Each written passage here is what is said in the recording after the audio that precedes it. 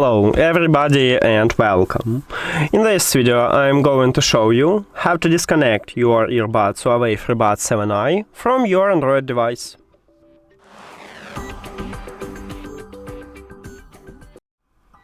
You have to start by open Settings and then go to the Bluetooth or connected devices.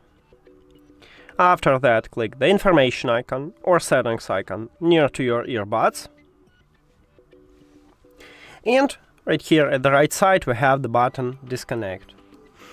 You need to tap at this button, but before I tap on it, I will tell you the difference between disconnect and unpair.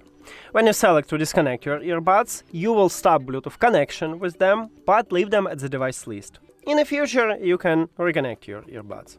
And if you select to unpair, you will totally remove them from your phone. So if you need this, just select forget button, or you may have forget device, forget this device, or unpair or remove button.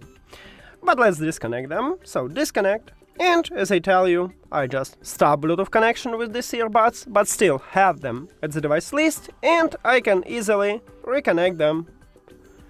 That's it. Thank you for watching this video.